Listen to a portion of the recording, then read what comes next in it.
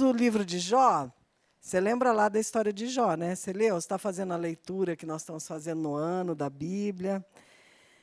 Nós iniciamos o livro de Jó estudando sobre o sofrimento de Jó, aquele homem que era melhor do que eu e você, era mais rico do que eu, bom, do que você não sei, mas do que eu certamente. Aquele homem que era temente a Deus, era justo, sacrificava por si e pelos seus filhos. Entra, então, numa fase de intenso sofrimento, em que ele perde inicialmente tudo que ele tem e todos os seus filhos. Perde aquilo que realmente tem valor, né? Mas lembra lá que na primeira aula eu te provei que eu e você somos ricos também? Que embora Jó tivesse, talvez, eu não sei quanto gado você tem, mas talvez tivesse mais gado que você, mais ovelha que você, não é? Mais empregados, mais, né? Ou talvez você tenha um pouco mais de gado, sei lá, vai que o Suca tem umas 5.000 cabeças aí em algum lugar, né?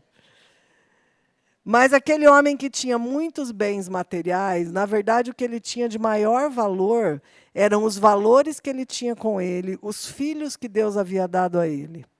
E nesse aspecto eu provei a você que você é muito mais rico do que você imagina, porque você tem coisas de valor imensurável, né? Então nós também somos ricos. Às vezes você olha para Jó e fala assim, mas Jó era rico, e no final ficou mais rico ainda, porque os nossos olhos são muito voltados para coisas materiais. Tá? Materiais. Mesmo quando a sua conta está no vermelho, você ainda é muito rico, porque você tem coisas de valor imensurável. Imensurável. Depois nós falamos um pouquinho do desafio de fé. Primeira sequência, né? Jó perde seus bens, perde seus filhos, mas permanece com a sua saúde. Depois, então, Jó perde a sua saúde. E aí está no momento de muitos problemas com a saúde, né? O corpo dele está coberto de feridas, e a Bíblia nos diz que ele usava cacos de telha para coçar essas feridas e que elas fediam, né? Então, ele está passando realmente por uma situação muito difícil. Então, nós falamos um pouquinho sobre os desafios de fé quando as coisas ruins acontecem. Qual é realmente a nossa fé, né? Nós louvamos a um Deus santo, nós cantamos que Deus é santo, que a criação exalta o Senhor, que todos os que se foram e os que virão exaltam ao Senhor. Mas como fica a nossa fé quando os desafios reais acontecem, né? Depois nós estudamos um pouco sobre os amigos e os conselhos que vêm dos amigos. Como é importante a qualidade dos seus amigos, e mesmo quando você tem amigos de qualidade, como é importante ser sábio o suficiente para julgar o conselho dos amigos.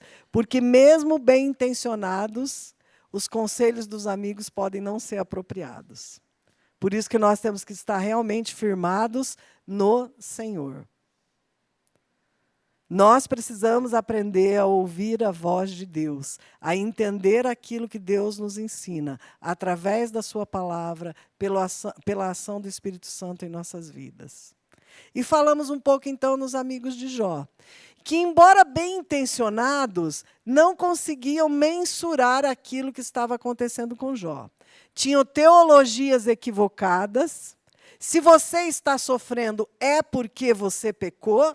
Basicamente, resumidamente, esta era a teologia deles.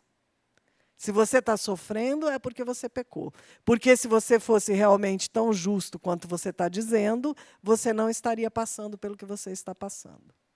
E aí conversamos um pouco sobre os amigos, né? E depois falamos sobre, a dança do óculos é essa, tá, irmãos? Não tem jeito. Sobre o silêncio de Deus e a esperança. Como ter esperança quando Deus está em silêncio? Quando nós estamos buscando a Deus uma resposta e Ele ainda está em silêncio. E nós precisamos continuar confiando. Precisamos continuar tendo esperança que Deus, é aquele que não nos abandona. Vou te dar um spoiler. salvo engano meu, se eu lembro bem do ensaio de sexta que eu estava aqui, hoje à noite vai cantar Aquele que comigo está, que nunca me abandonará. Eu posso estar enganada, tá, irmãos? Que a memória não é tão boa, mas eu acho que é, né? Então, hoje à noite você vai cantar. Aquele que comigo está e nunca me abandonará. Como que fica na hora que Deus está em silêncio e nós temos que manter a esperança? E Jó começa, então, questionar a Deus, né? E aí, então, a última lição foi sobre o encontro de Jó com Deus. E todas as muitas questões que Jó traz, e toda a sua indignação com aquilo que estava acontecendo com ele. Todos os questionamentos. Como que Jó tentou colocar Deus no banco dos réus? Né? Dizer, não, espera aí, eu tenho aqui toda a minha peça acusatória, e agora você senta no banco dos réus porque eu vou te julgar. Por que isso está acontecendo comigo? E aí, então, hoje nós vamos falar um pouquinho sobre como Deus age, a sabedoria de Deus na fragilidade humana. Você acha que é frágil? Alguém aqui acha que não é? Vocês estão sendo muito modestos, porque muitas vezes nós achamos que não somos frágeis. Nós somos cheios de forças próprias.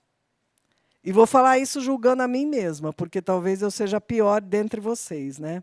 De não encarar a nossa própria fragilidade. Nós somos cheios das nossas próprias razões, cheios das nossas convicções, e cheios das nossas certezas. Há um versículo bíblico, se eu não me engano, em Romanos ou 1 Coríntios, não vou lembrar, que diz que não é para a gente achar que sabe tudo. Claramente a Bíblia diz, não achem que vocês sabem tudo. Como que nós vivemos? Achando que sabemos tudo. A nossa opinião, o nosso jeito de achar é o certo, né? Eu tenho me policiado muito com isso. Por quê? Porque eu passei um pouco dos 50 já, né? Então, a gente, quando passa dos 50, principalmente, a gente precisa se policiar para não começar. Mas era assim, mas eu gostava assim, em tudo na nossa vida, tá? Mas tinha que ser assim, e a gente fecha os olhos para as coisas novas. Fecha os olhos para as mudanças boas que podem acontecer. Mas, quando nós somos mais jovens, aí a nossa tendência de ser cheio de razão é diferente. Por quê? Porque nós pensamos que temos muitas respostas. Você lembra de você adolescente? A única pessoa que lembra de mim adolescente aqui é a Nádia. Uma pessoa que tinha todas as respostas, todas as indignações e todas as respostas. E não tinha nenhuma, mas na época eu não sabia. Aí, quando você chega nos 30, você continua achando que tem todas as respostas. Elas já são diferentes de quando você tinha 17. Espero em Deus, porque senão você não está amadurecendo, né? Mas você continua achando que tem todas as respostas. Eu diria, meus irmãos, antes da gente começar a ler os textos bíblicos, que 99% dos problemas de relacionamento que nós temos, relacionamento na igreja, relacionamento no trabalho, relacionamento conjugal, é por causa desta nossa posição de acharmos que sabemos o que nós não sabemos. Não é? Você já parou para pensar nisso? Eu acho que eu sei até como que o outro deveria se sentir. Como que o outro deveria reagir. Eu acho que eu sei, inclusive, que o outro é obrigado a perceber o que eu penso. Eu estou falando só de mim? Só eu que sou assim? Não. Mas meu marido disse que não, então não sou só eu. Eu não sei se ele estava dizendo que eu nem sou assim, né? Mas eu sei que eu sou. Então, nós precisamos abandonar a posição de que sabemos tudo. Porque é quando Jó entra nesta linha e começa a confrontar Deus, a ser o inquisitor de Deus, aí é que a coisa vai ficar feia para o lado dele. Não porque Deus vai se vingar, se ofender, não. Mas pelo que nós vamos estudar hoje. Pela pequenez com que ele será confrontado. Essa pequenez que Jó será confrontado é a mesma que nós temos que ser confrontados todos os dias. É a mesma. Então vamos lá. Vamos começar lendo Jó 38. A nossa lição está baseada em Jó 38 a 41, então não dá para a gente ler todos os textos aqui. Você, se não leu, deve ler na sua casa. Inclusive, eu vou dar um exercíciozinho daqui a pouco, que você vai dar uma passada aí nesses capítulos. Mas nós vamos começar lendo Jó 38, 2. Opa, estou no livro errado aqui, estou vendo, gente, esse não é meu versículo.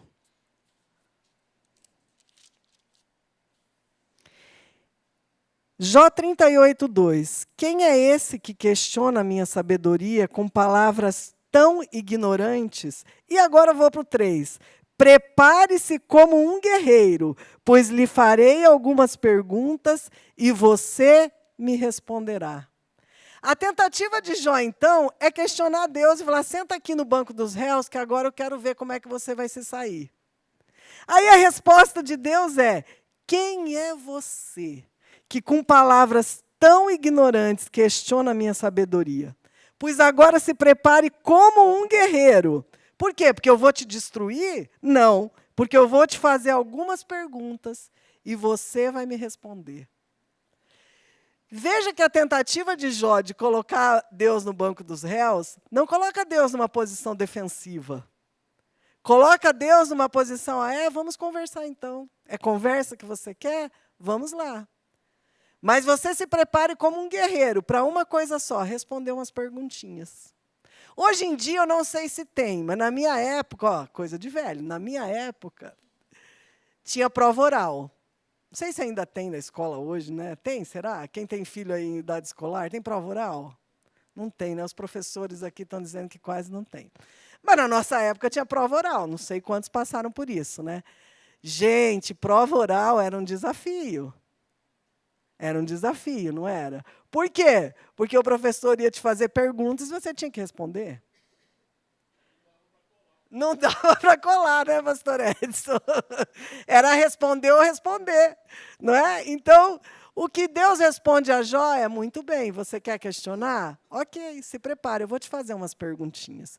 E agora vem o exercício que você vai fazer aí junto comigo por uns 5 minutinhos. Do capítulo 38 ao 41, pega aí sua Bíblia, o seu celular, se você está usando a Bíblia no celular, e dê uma passada de olho. E eu quero que você, quem quiser participar, espero que alguns participem, me diga aí qual vai ser a pergunta mais interessante que você vai achar que Deus fez a Jó aí, vale do 38 ao 41. Dê uma olhada, tem muitas perguntas aí que são desafiadoras para nós. Quando acabar aí os 5 minutos, eu te aviso, e aí, quando você quiser me dizer, nós vamos usar o microfone, tá?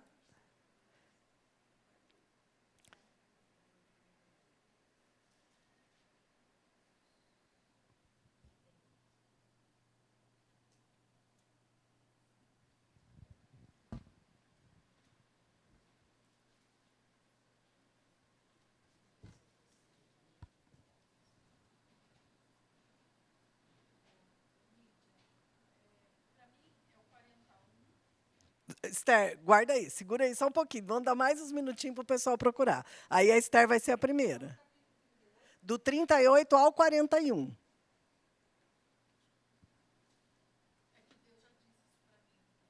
Tá bom. Você vai ser a primeira. Eu já vou até pedir para deixar o microfone aí com você.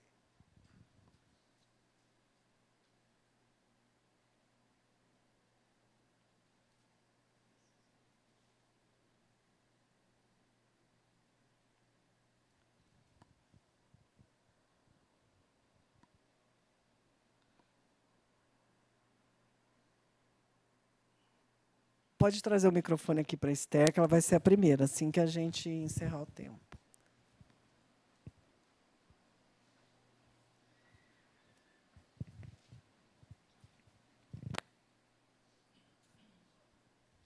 acha uma pergunta bem interessante aí para a gente compartilhar.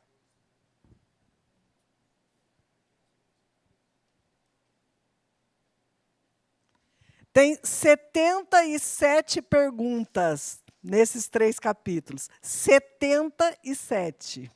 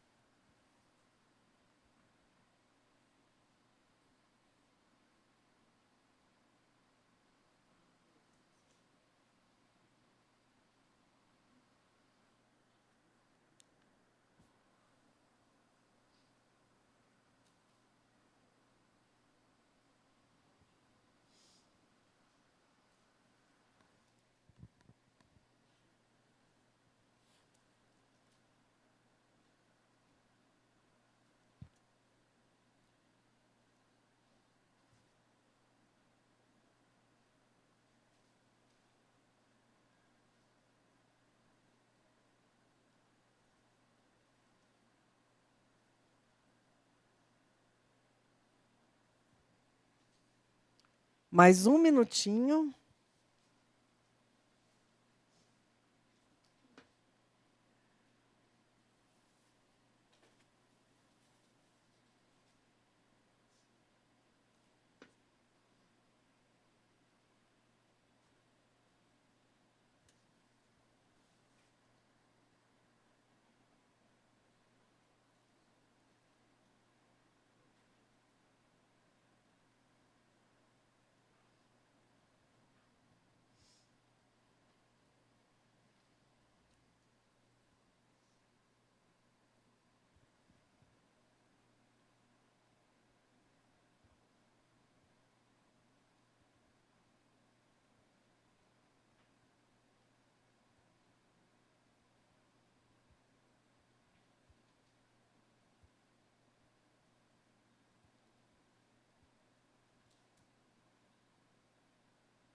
Muito bem.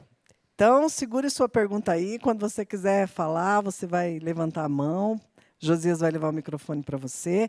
E a Esther vai começar nos contando qual é a pergunta que mais chama a atenção dela.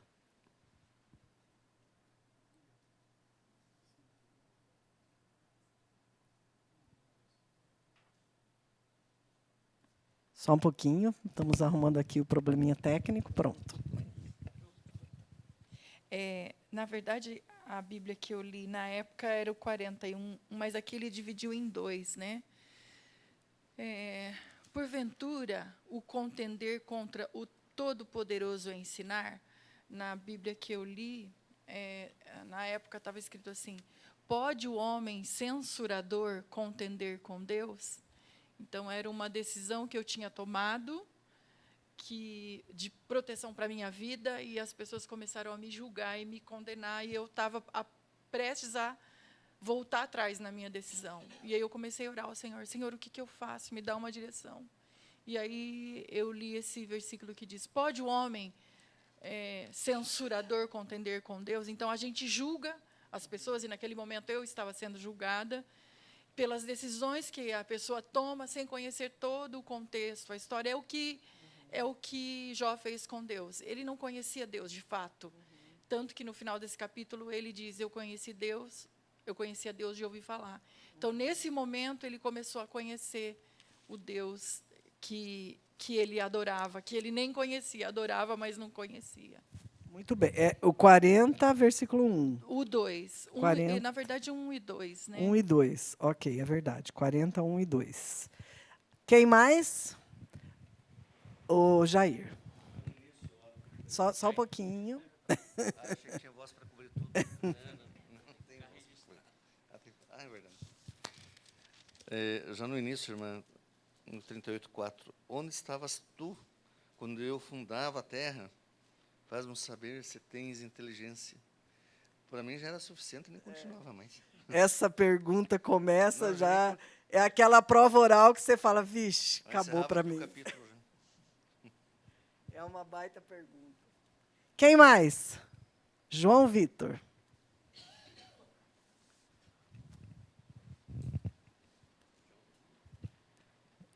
A pergunta que me chamou a atenção, ela está em Jó 41:11.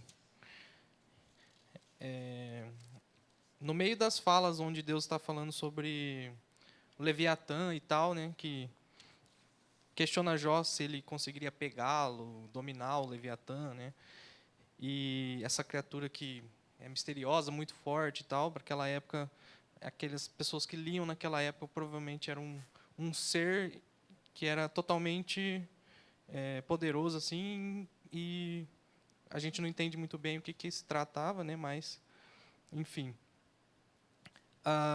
No 11 ele vai falar: quem me deu alguma coisa para que eu precise retribuir depois? Tudo debaixo do céu me pertence.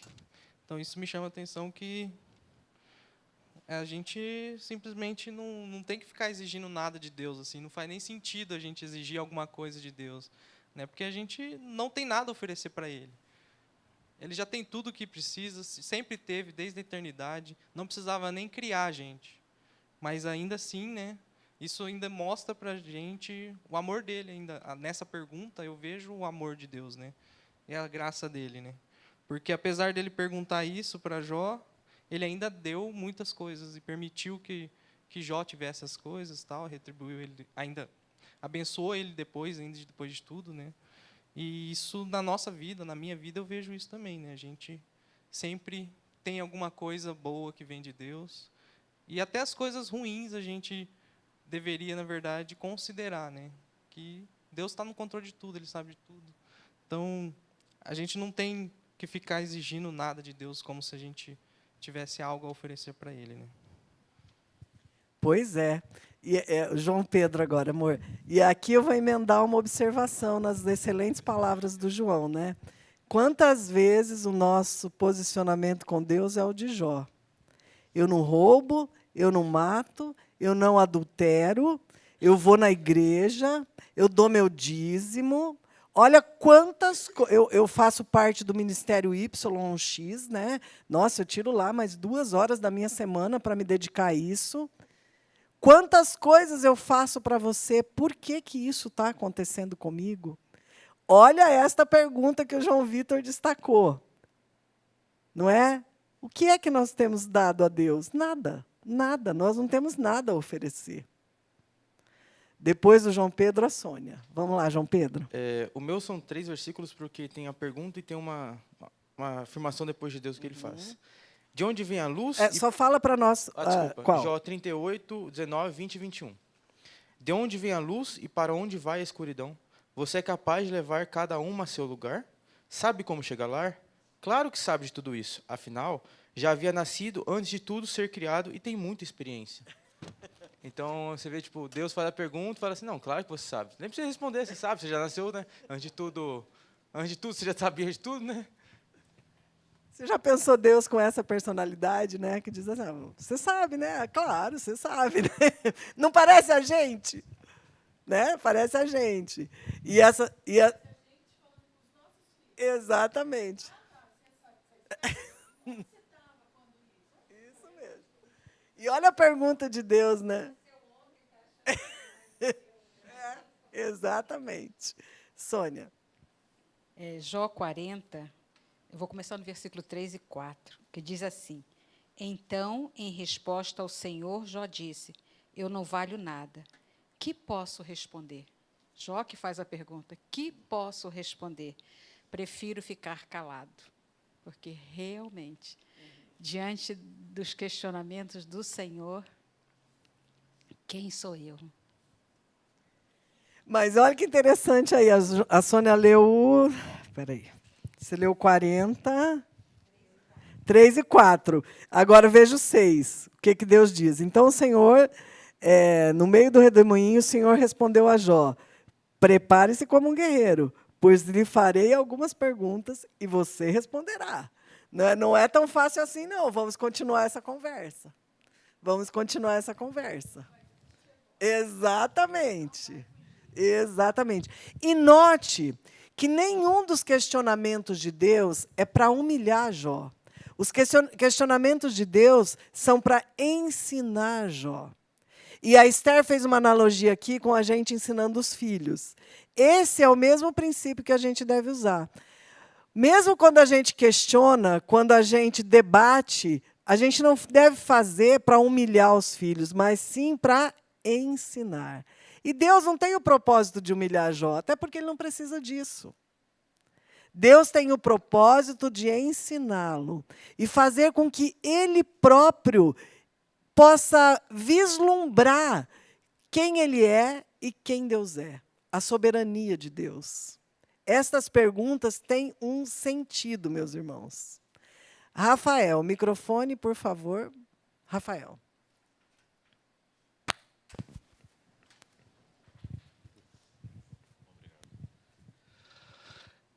Na verdade, assim, Nídia, já foi bem edificado por tudo, mas o que me chama a atenção é que eu vejo assim, que Deus não questiona o fato de você questionar, né? Então, muitas vezes com o Eduardo eu preciso falar assim, olha, nós sabemos quando você questiona, para entender o que nós estamos passando, a ordem que nós estamos dando, ou para, né, no seu questionamento, encontrar subterfúgios para não obedecer. Porque daí ele quer buscar argumentos.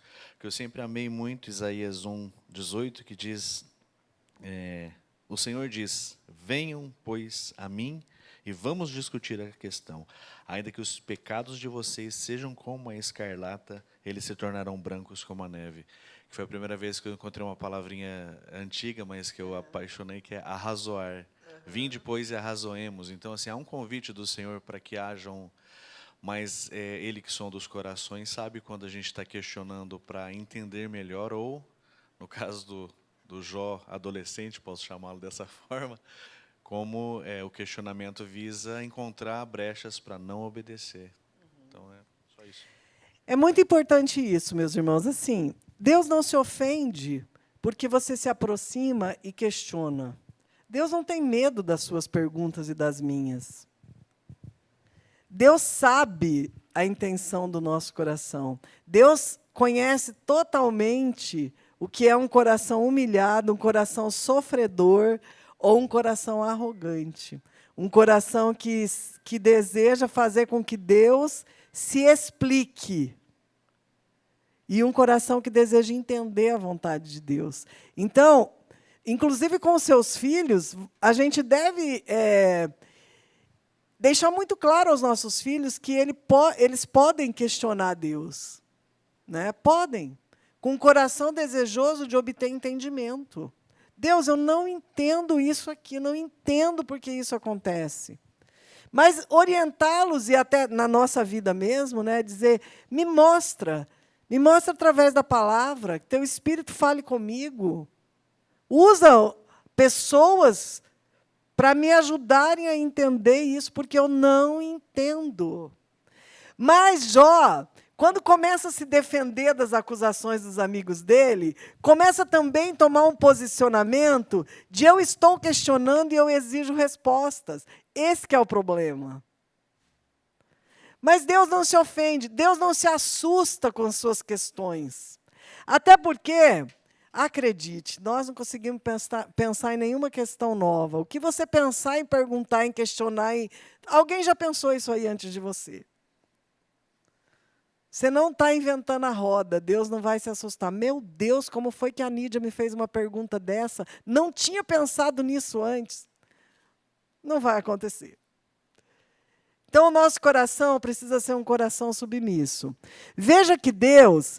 vai fazer 77 perguntas e vai falar de 10 características da ordem natural, como João Pedro leu. Ordem natural, fundamentos do mundo, velocidade da luz, caminho da luz. 10 vezes ele vai explicar a ordem natural. Eu criei, você nem compreende. Eu criei. Onde é que você estava? Você sabe como que funciona? Você não sabe. Teve uma tempestade de raios aqui em Londrina, lembra? Ali da minha casa dava para ver assim, bem certinho, ela estava ali, não vou dizer qual é o lado, porque eu sou totalmente perdida, não sei, mas da minha casa dava para ver bem, né? E você fica olhando aquilo, é magnífico, é lindo, né? Novidade, pelo menos dos tantos anos que eu moro aqui em Londrina, não me lembro de outras ocasiões em que isso aconteceu, né? Você entende como que funciona? Talvez se você é bom em física, química, você entenda. Eu não faço ideia. Eu acho maravilhoso, acho lindo. Posso ler lá uma boa explicação física, química e não sei quantas mais ciências podem estar envolvidas. E acredito na explicação. Sei que Deus opera nas leis que Ele mesmo estabeleceu. Tá? Mas é lindo, é magnífico. Mas eu não sei. Você talvez, como eu, não saiba, ou talvez você conhece mais desse assunto do que eu e saiba. Mas o importante é, só acontece porque Deus estabeleceu assim. Porque até as leis da física e da química, quem estabeleceu foi Deus. Deus fala de 10 características da ordem natural e de 9 espécies de animais, para mostrar a soberania dele. O João falou sobre o Leviatã, né? O Leviatã, o Belmonte, que esse livro fala, né? A gente nem sabe ao certo o que é. O Jorge já decifrou. Decifrou, Jorge? O sábio Jorge decifrou. É o Godzilla. Não é um crocodilo. Não é um hipopótamo também. É o Godzilla. Eu sou muito fã do Godzilla, eu podia até concordar com você. Mas o fato é, o que Deus está dizendo é o que o salmista nos diz, que a criação está nos mostrando uma coisa só. Leia lá, Salmo 19, 1 a 6. Não sei se é 1 a 6 ou 1 a 3. Vamos abrir aqui.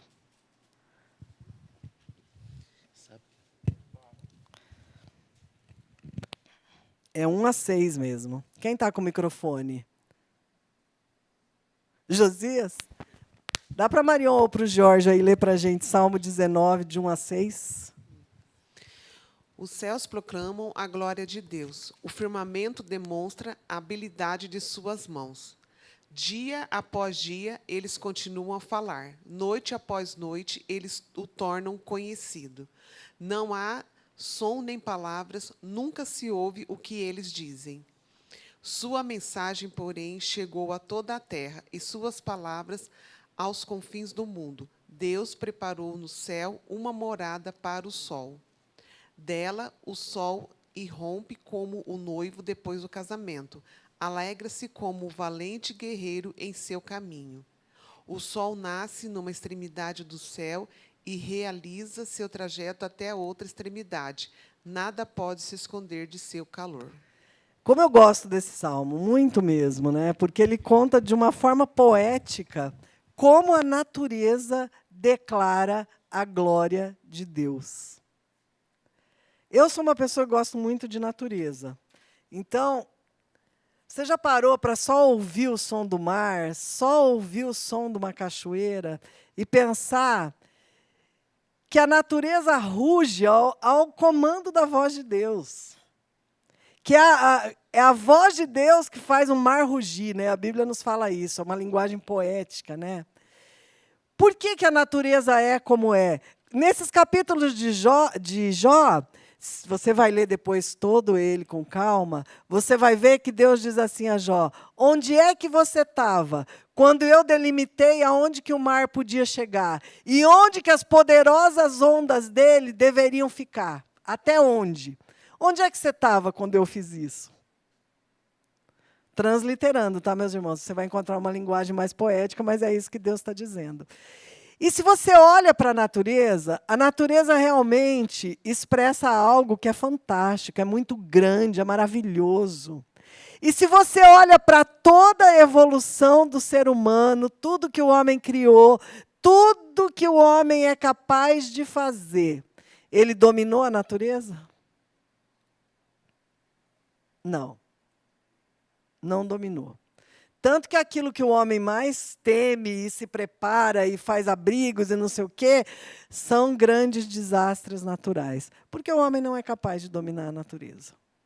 E a natureza realmente expressa a glória de Deus. A glória de Deus. E veja que são 77 perguntas para uma mesma resposta. Eu não sei nada, o Senhor é que tem todo o poder.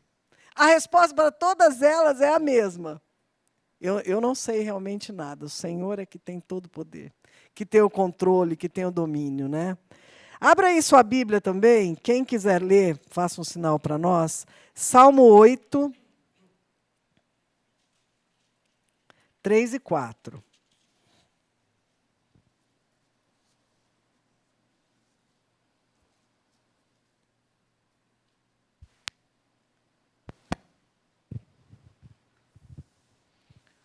Quando olho para o céu e contemplo a obra de teus dedos, a lua e as estrelas que ali puseste, pergunto: quem são os simples mortais para que penses neles?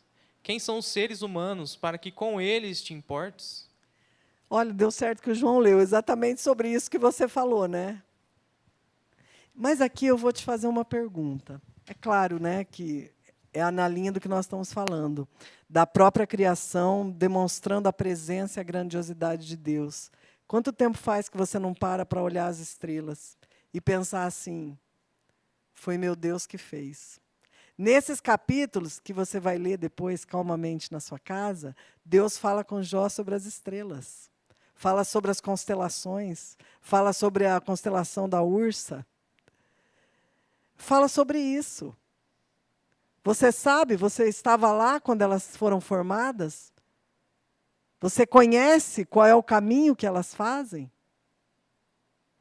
Quanto tempo faz que você não para observar a natureza, para pensar assim, qual é o tamanho do meu Deus e o quão pequeno eu sou? Quão pequeno eu sou? Se você está precisando... Aqui em Londrina a gente não tem esse problema, você consegue ainda ver bem o céu aqui, né? Mas você pode ficar lá pede para o Jair para passar uma noite lá na chácara dele ou lá na do Lúcio, e aí você pode olhar a natureza, né? E menos luz, mais visibilidade, né? E ver o céu, aquele céu maravilhoso, e pensar isso aqui que o salmista está dizendo, como eu sou pequeno e como meu Deus é grande. Não é? Porque essas são todas as perguntas feitas a Jó têm a mesma resposta. Como eu sou pequeno e como meu Deus é grande. E esses capítulos nos falam também da nossa fragilidade. A gente falou um pouquinho sobre isso no começo, né? Que realmente, às vezes, nós perdemos a noção da nossa fragilidade e queremos ser mais fortes do que nós somos. Depender pouco de Deus na nossa vida espiritual. E achar que eu posso viver a minha vida espiritual pelo meu próprio conhecimento e por aquilo que eu penso, que eu sei, que eu já vivi. Então, dependo pouco de Deus. Como é frágil, né? Eu penso, acho que foi a Sônia que leu o 40. O 4 vai dizer, eu não sou nada. O 44. Como poderia encontrar as respostas? Cobrirei minha boca com a minha mão. Já falei demais, não tenho nada a dizer. Aqui eu vou te dizer uma coisa para você refletir. Será que nós temos sido humildes o suficiente para chegar nesse ponto e dizer assim, eu não sou nada. Por que eu acho que eu tenho as respostas? Eu vou fechar essa minha boca. Porque a gente também fala demais. A gente também tem respostas demais. E, às vezes, nós precisamos só encarar o fato que nós não temos as respostas. Não temos. Para muitas coisas. E precisamos fazer o quê? Confiar em Deus. Saber que o Espírito Santo faz aquilo que nós não vamos fazer. Ontem, se você esteve aqui no trabalho dos casais, se você não esteve, que pena, espero que no próximo você esteja, né? A Úrsula nos falou o seguinte, que às vezes a mulher fala tanto, que ela, em conversa com uma amiga dela, a amiga dela dizendo, olha, eu falo, e ele não me escuta. E ela disse para a amiga dela, o problema é justamente esse, por que você não para de falar? E só ora e deixa Deus fazer, o Espírito Santo agir. Quantas coisas na nossa vida, ao invés de nós fecharmos a nossa boca e deixarmos o Espírito Santo agir, abre a sua boca lá para falar com Deus, para clamar a Deus, para orar, para pedir a Deus que mude a situação. Nós queremos agir no nosso falar e esquecemos que eu não sou nada.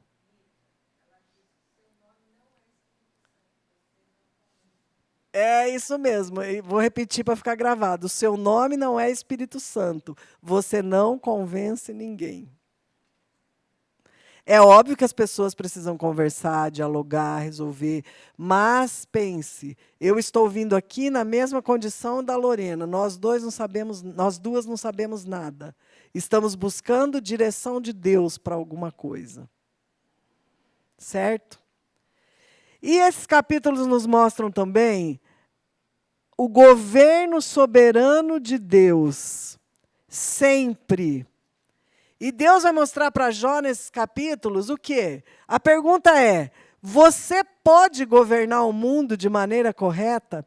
Meus queridos, nós somos tão arrogantes que nós achamos que nós podemos governar o mundo. Você já se pegou falando assim, se fosse eu que resolvesse isso, eu não duvido que tem muitas coisas, principalmente num país como o nosso, que eu e você resolveríamos muito melhor do que tem gente resolvendo aí. Tem gente resolvendo desde 1500, muito mal, e a gente resolveria melhor, não duvido. Mas, às vezes, a nossa arrogância é tanta que a gente faz isso em relação a coisas que estão sob o domínio de Deus. Uma coisa que me falou profundamente durante o período da nossa conexão missionária foram as palavras dos pastores que trabalham com muçulmanos, quando disseram assim, eles precisam ser ganhos pelo amor, porque eles não conhecem isso. Sabe por quê? Porque quando eu vi a notícia que o Khamenei morreu, o líder supremo do Irã, o meu coração se alegrou. Porque eu disse o quê? É um homem mau. E muitos adjetivos que realmente são coisas que ele era. Mas eu não pensei no fato, esse homem poderia ter sido alvo de uma pregação, poderia ter se submetido ao amor de Deus. E esse homem conduziu tantos outros a não encontrarem o amor de Deus. E nós precisamos fazer alguma coisa para mudar isso. Não. Sabe por quê? Porque nesse momento eu achei, se fosse eu que resolvesse o mundo, esse homem já tinha morrido há muito mais tempo. Veja só como nós somos. E quando o pastor falou sobre isso, eu me lembrei do meu pensamento sobre o Khamenei. E que eu fiquei com o coração contente por conta disso. É óbvio, gente, é difícil, é um homem ímpio, fez muitas coisas más, disse muitas coisas horríveis, né? Na visão de uma mulher ainda, as coisas são piores ainda, mas eu tinha perdido esta visão de que os muçulmanos precisam ser alvo do amor, porque é isso que eles não conhecem. E o amor de Jesus se estende a eles. Você ouviu aqui o pastor Abdullah contando todo o testemunho dele, todas as coisas que aconteceram na vida dele. E se eu e você tivéssemos encontrado ele há 20 anos atrás, quando ele era um usuário de drogas, envolvido com o crime, muçulmano, o que nós teríamos pensado? Será que você teria pensado assim, eu preciso falar de Jesus para esse homem? Ou você teria pensado assim, puxa, Deus podia levar, porque é só problema, não é? Se você olhar com sinceridade para o seu coração, a tendência maior é que você não tivesse amado, mas julgado. E aí você pensa assim, a visão de Jó, eu podia governar o mundo que eu faria uma coisa melhor, porque daí eu não ia estar sofrendo a injustiça que eu estou sofrendo. E aí Deus pergunta para ele, você é capaz mesmo de governar o mundo? Se você nem sequer sabe todas essas coisas que eu estou te perguntando, você não tem resposta para nenhuma das minhas perguntas. Nenhuma delas. E hoje aqui eu estou mais para te fazer perguntas do que para te dar respostas. Porque você precisa encontrar as suas respostas na sua vida. Eu estou compartilhando algumas respostas que eu estou encontrando para a minha. E percebendo o quão ruim nós somos, o quanto nós necessitamos da graça de Deus, o quanto nós não sabemos nada. Nada. Inclusive, a Bíblia manda a gente governar bem a nossa casa. Cada um no seu papel, o homem no seu papel, a mulher no seu papel, os filhos no seu papel. E isso já é difícil. E nós temos a pretensão de governar o mundo, né? Você já parou para pensar sobre isso? Vamos lá. Você não conhece tudo que deve ser levado em conta. E, às vezes, nós julgamos pessoas sem ouvi-las. Sem ouvi-las. Outra coisa que eu fiquei muito impactada aqui, que também foi que o pastor Abdullah ou Abdala, eu nunca sei, falou. Abdullah, né? Eu não sei se você estava nesse grupo ou se ele repetiu a mesma fala em outros grupos. Por que o muçulmano está tão disposto a se sacrificar? Isso foi uma coisa que eu falei, gente, é um absurdo a gente pensar nisso. Porque quando o professor te dá uma tarefa e você não fez a tarefa, o que você faz no outro dia na escola? Foge desse professor. A última coisa que você quer é encontrar com ele. Certo? Os muçulmanos têm convicção que estão cumprindo todas as exigências da lei deles. São exigências que não estão fundamentadas na graça e que não têm sentido e são legalismos? Sim. Mas eles têm certeza que estão fazendo. Então, para eles, se eles explodirem hoje e encontrarem com Alá, está ok. Eu fiz a minha parte, minha tarefa está completa. E nós? A tarefa que Deus deu para nós? Será que ela está feita? Será que a gente, Maranata, vem, mas a gente não quer que venha tão rápido? Maranata vem, mas não vem tão rápido, porque a nossa tarefa não está pronta? Isso foi uma coisa que me levou muito a pensar mesmo. Qual que é a nossa tarefa? Tem crente que não sabe nem qual é a sua tarefa. Uai, qual foi a ordem que Jesus nos deixou? Pregar, ensinar, discipular, buscar pessoas, encher o céu. Não foi ficar implicando com as pessoas porque elas não fazem as coisas do jeito que você quer. Não, não foi. Isso muda um pouco a nossa forma de olhar para nós mesmos. Do nosso papel. Do nosso papel. E do quão dispostos nós estamos em encontrar Jesus. E um dia nós vamos encontrar, viu? Quer você suba no arrebatamento, quer você morra, quer você não suba e esteja aqui para quando for a trombeta final, de algum jeito nós vamos encontrar. Então a gente precisa pensar em como estará a nossa tarefa, né? Abra aí sua Bíblia em Isaías 45, 9.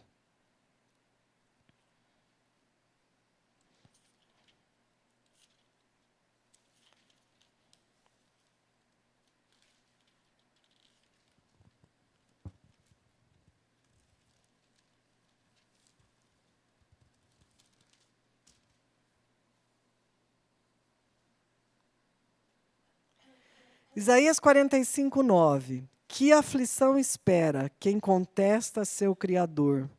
Acaso o pote de barro discute com o oleiro? O barro argumenta com aquele que lhe dá forma e diz: você não está fazendo direito. Ou exclama: você não sabe trabalhar? Olha a arrogância desse pote de barro dizer isso para o oleiro. Eu vou repetir para você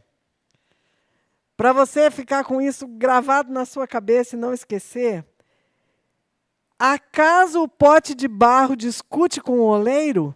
O barro argumenta com aquele que lhe dá a forma e diz: você não está fazendo direito, você não sabe trabalhar?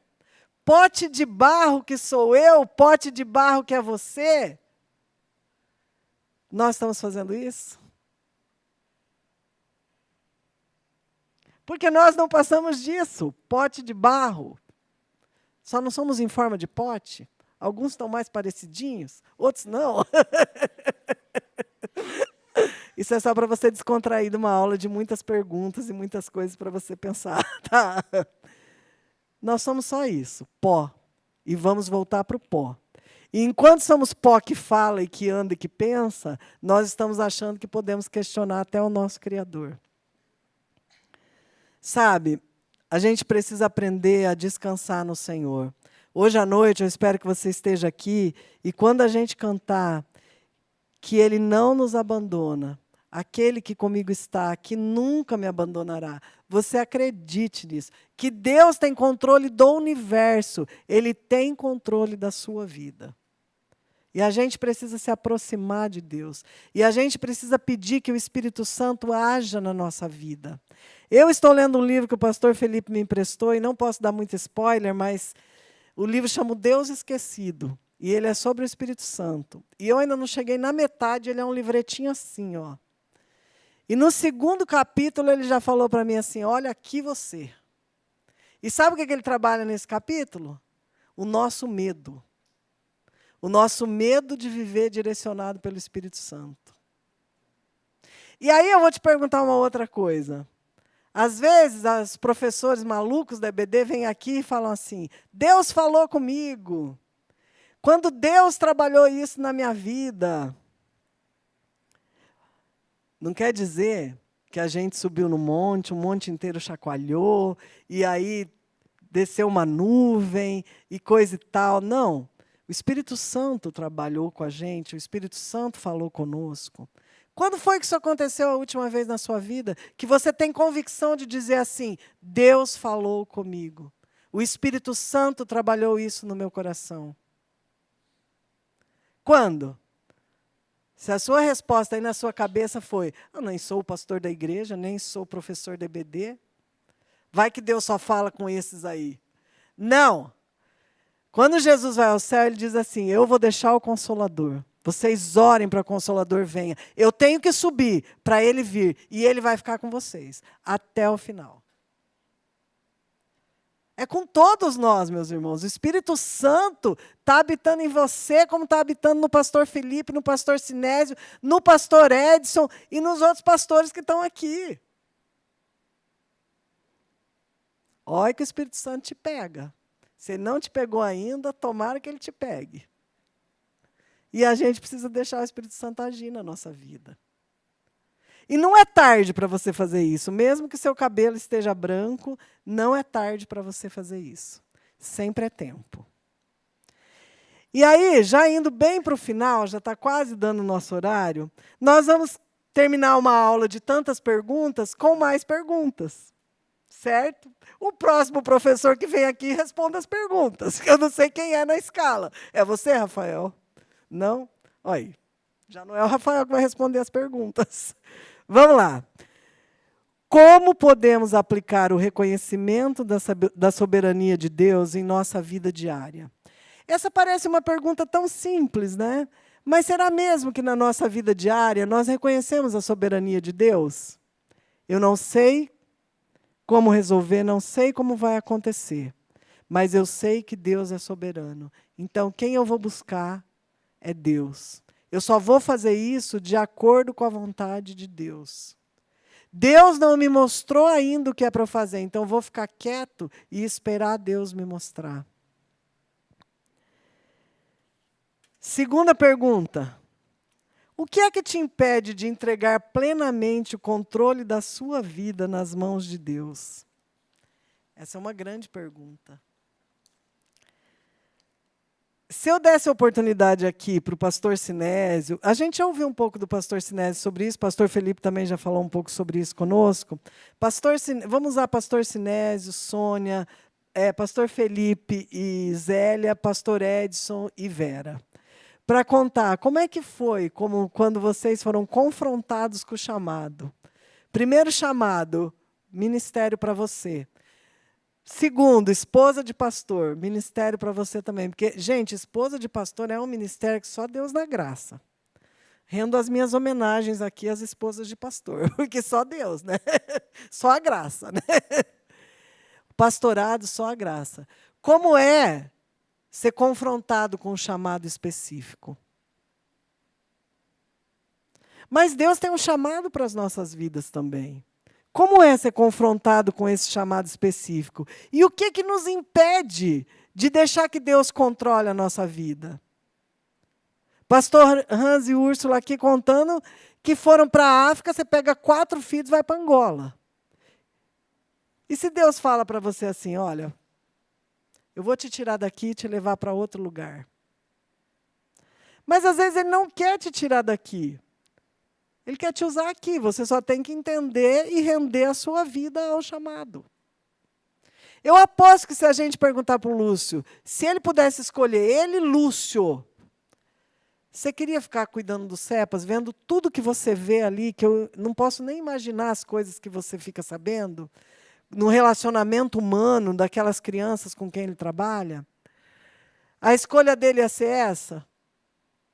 Ele, Lúcio, talvez ele ia dizer, não, eu vou terminar minha faculdade, ganhar dinheiro, eu vou curtir minha vida, cuidar das minhas filhas, passear com a Geise. É isso que eu quero fazer da vida? O que é que nos impede de deixar que Deus direcione realmente a nossa vida e nos leve onde Ele quer nos levar? Onde? Não sei. Você tem que perguntar isso a Deus, para que você possa dizer, Deus, eu estou disposto a ir. Estou disposto.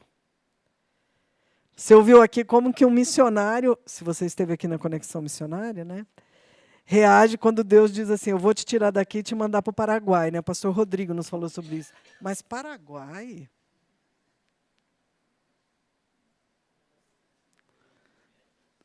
Oriente Médio. Tem bomba lá, gente.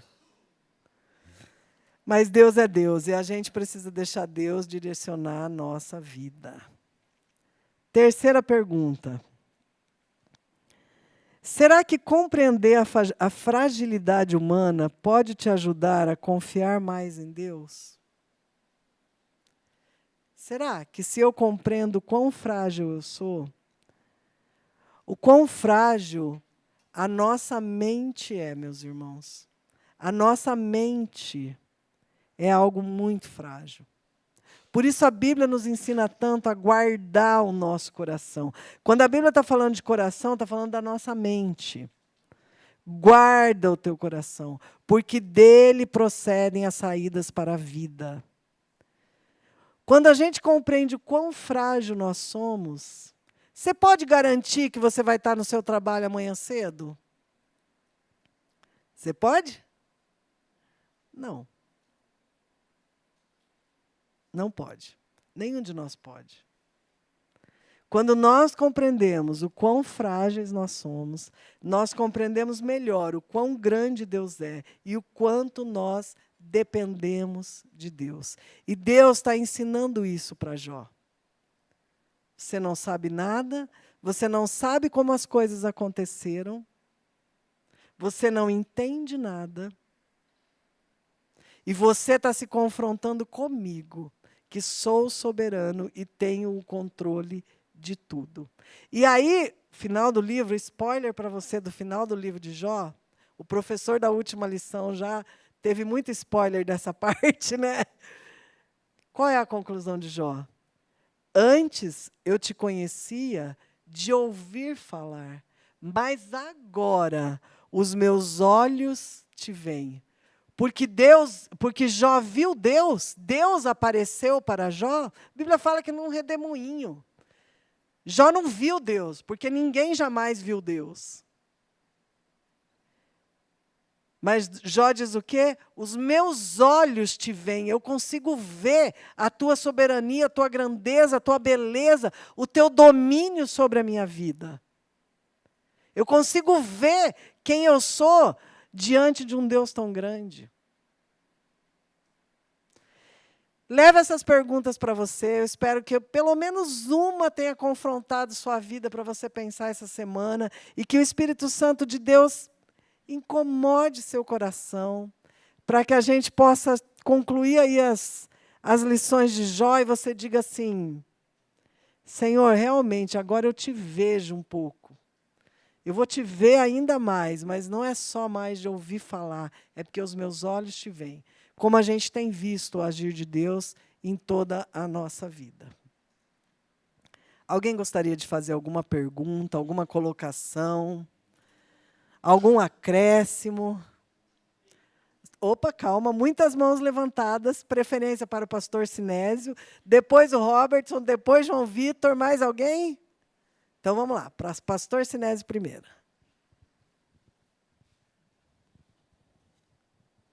Vai ser bom, hein? Ó a sequência, pastor Sinésio, Robertson, João Vitor, vai vir coisa boa aí, presta atenção.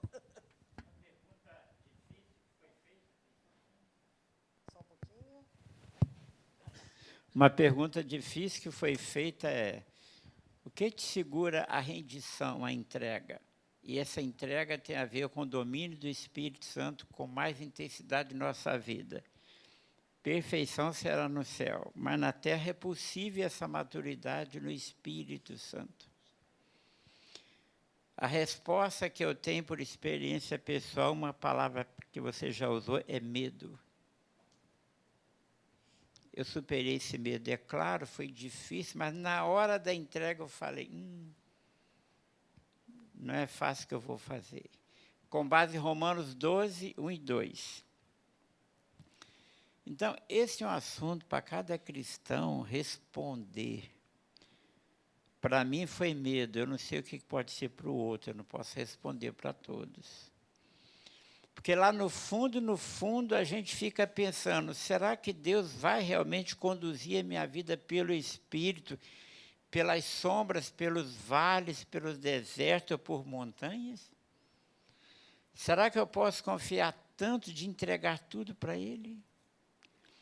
Entendo eu nas minhas limitações, que não tive uma história de muita profundidade no Espírito Santo, né? Seminário não ensinava como quem sabe ensina hoje. Mas eu já sei experimentalmente que esse é o primeiro passo, não é o último. Essa entrega é um primeiro passo de uma vida que queira ser conduzida pelo Espírito. E vai experimentar isso a cada dia, sem dúvida.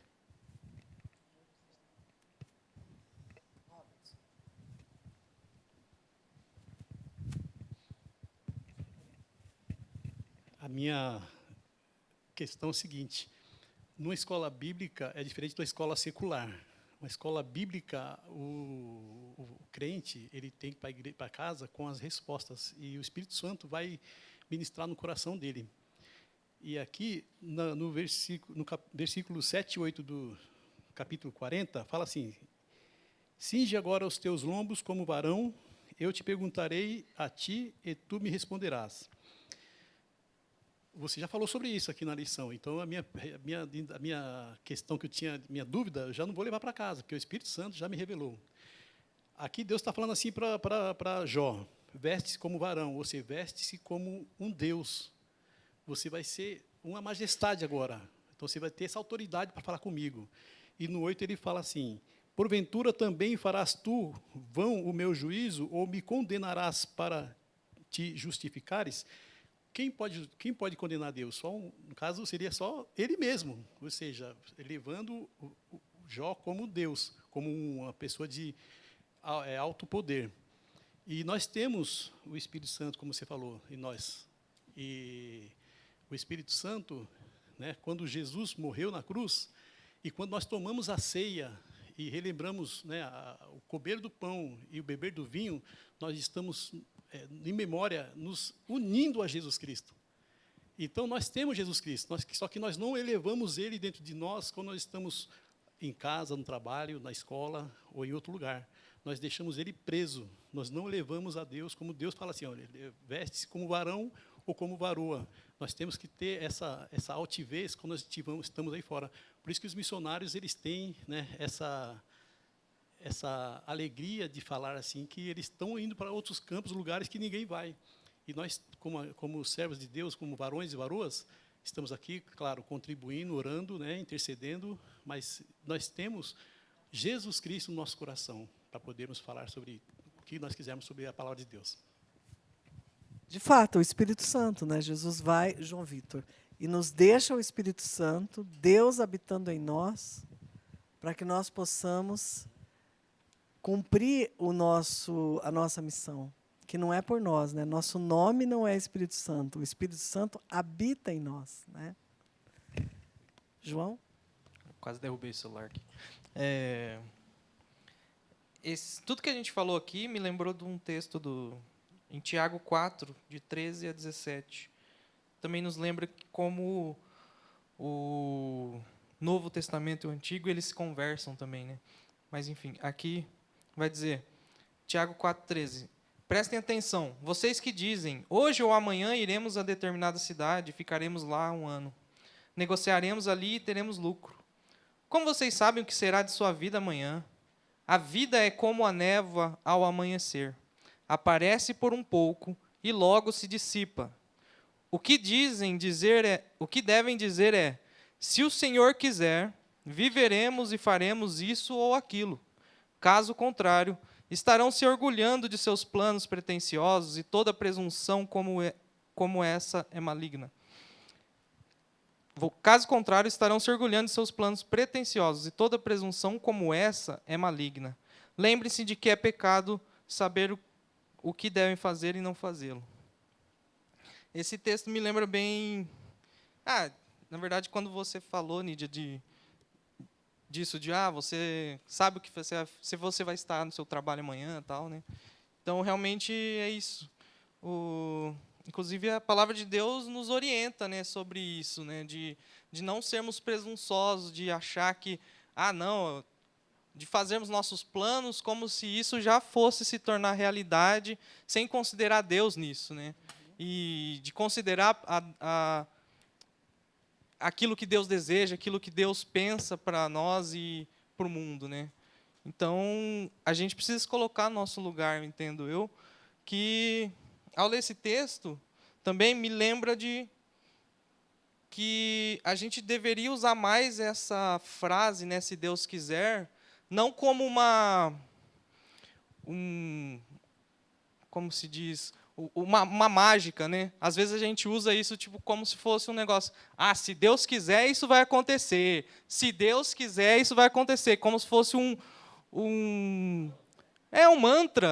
As pessoas usam isso no dia a dia, assim, o tempo inteiro, sem reconhecer a sabedoria de Deus, sem reconhecer toda essa autoridade de Deus sobre a vida delas. Deus já revelou muito do que aquilo...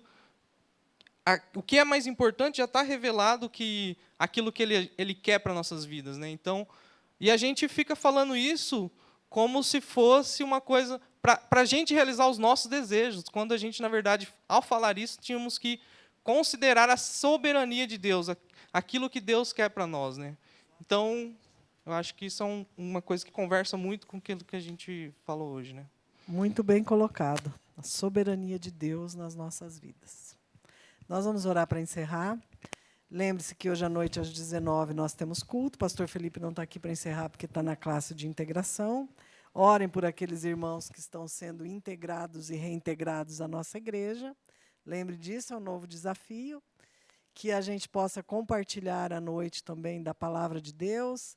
A pregação número 8 de 9? 7 de 8? Está quase acabando, 7 de 8, se eu não me engano, né? Ver sobre os olhos, né? A importância dos nossos olhos. Então, que você esteja aí para compartilharmos da palavra, louvar a Deus, que hoje à tarde você reflita, que o Espírito Santo incomode seu coração, te traga respostas também, mas que o seu coração fique desafiado, né? A realmente pensar como é que está andando essa sua caminhada com Deus, certo? Esqueci algum aviso, será? Acho que não, né? Não? Quero convidar o pastor Sinésio para vir aqui orar para a gente encerrar. Fica de pé para você dar uma espichada.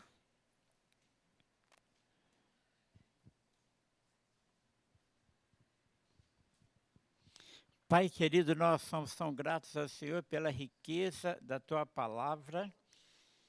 e pelo dom espiritual do Ministério do Ensino que Nídia também tem aqui entre os demais queridos irmãos. Somos gratos, ó Deus, e o desafio agora é sair daqui com alguma coisa para refletir. Se isso não for feito, ó Pai, isso haverá uma perda demais da tua igreja. Ninguém quer isso aqui, Pai. Então eu rogo a Deus para que todos realmente, ó Deus, aqueles que receberam sobretudo a palavra viva no coração, mantenha ela diante dos teus olhos numa vida de oração e reflexão e palavra. E que teu nome seja glorificado quando aprendemos nesta manhã a tua eterna soberania. Pai, impressionante, nós não entendemos que acontece tudo na terra. Jó não entendia, aprendeu muito com o Senhor. Nós aprendemos muito hoje. Tu és um Deus soberano que determina cada movimento desse universo e de nossas vidas. Mesmo a gente sem entender, exige fé crescente, maturidade espiritual, muita palavra, muita palavra. Mas é possível, ó Pai, um desafio desse, a gente crescer no conhecimento da soberania do Senhor. É o Senhor que a gente pode fazer plano, mas o Senhor determina os passos. E é no nome de Jesus que oramos. Amém e amém.